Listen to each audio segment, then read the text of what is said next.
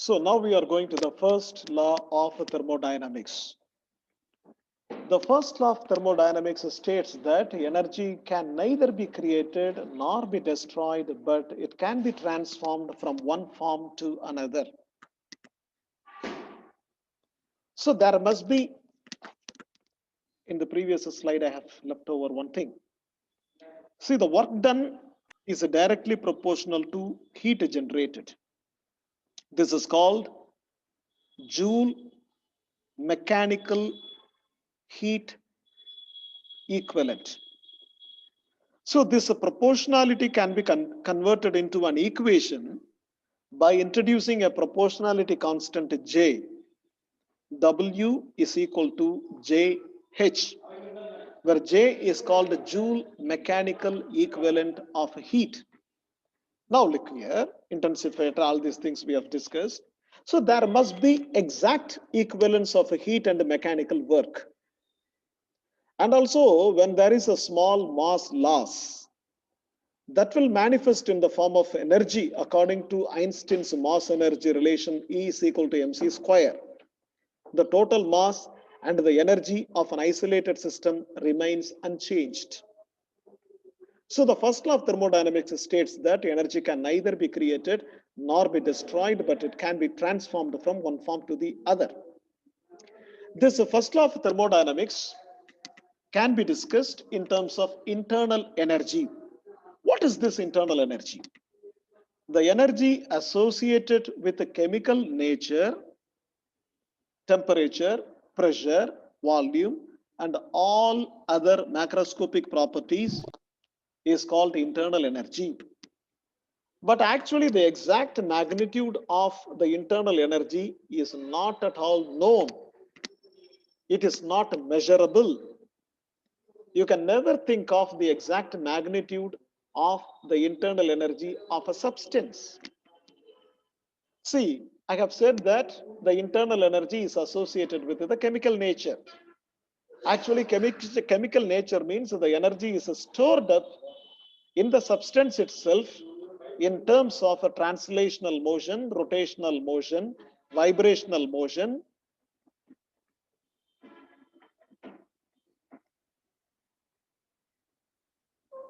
Are you able to see the slide? Anybody can answer, please? Are you able to see the slide?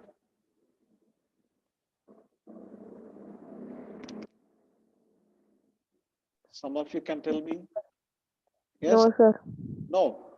You are not able to see.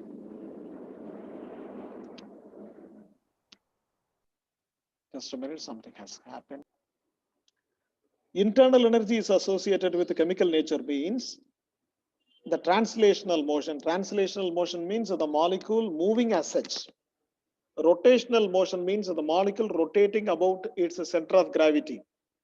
Vibrational motion means each bond moving about its equilibrium position. And the molecular arrangement or the arrangement of atoms or the number of electrons or the energy of the nucleus. These are all put together, it forms the chemical nature. And apart from this, the external parameters like temperature, pressure, volume, and other things. So these are all put together, they form an energy of a substance which is called internal energy, which depends upon the state only. If the system is in a particular state, it has an internal energy. If the system is in a different state, it has a different internal energy. Therefore, the actual value of the internal energy is not at all significant in thermodynamic calculations, but the change in the internal energy is more significant. And also the actual value of or the exact magnitude of internal energy is not at all required, but the exact value of change in internal energy during a process is very much essential for thermodynamic calculations. So let us look at this particular diagram. Look here. Along the y-axis, I have taken the pressure. Along the x-axis, I have taken the volume. Now the system is in a state A and it goes to a state B by the path 1. So during this conversion, this state change, there is an internal energy change called delta U. Now, the B goes back to A through a different route, that is the path 2, where the internal energy change is delta U dash. If delta U is greater than delta U dash, what will happen? During the first conversion from A to B, some amount of energy change, internal energy change is observed, which is greater.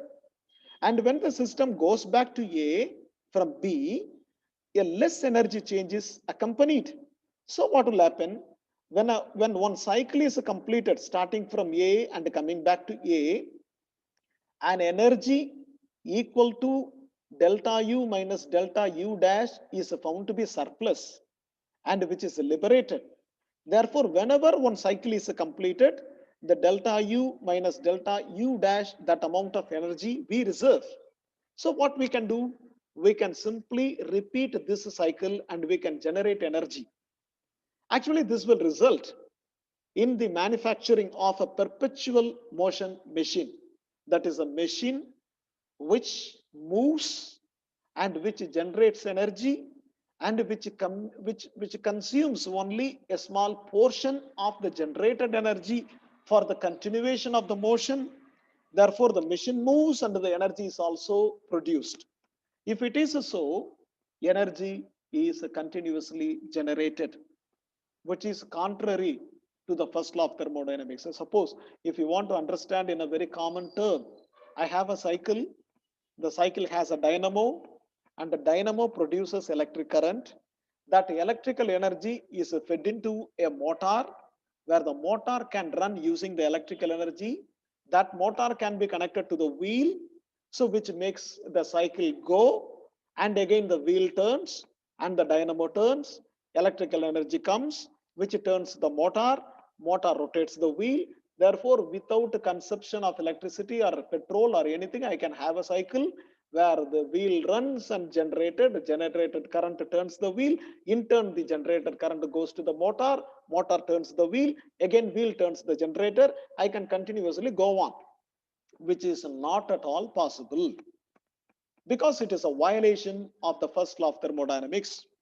Therefore, the energy change accompanying process is a function only of the initial and the final state of the system and is independent of the path or the manner by which the change is brought about, which means that whether you come to the state B by this route or whatever may be the different route you have taken, the internal energy change depends only upon the state of the system, not on the path.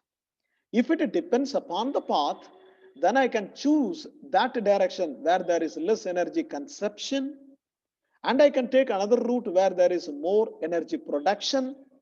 By combining these two routes, I can design a perpetual motion machine where energy is continuously produced and the mechanics continues to run without the consumption of the energy, which is practically not possible according to first law of thermodynamics. Therefore, this internal energy calculation proves that the first law of thermodynamics is true.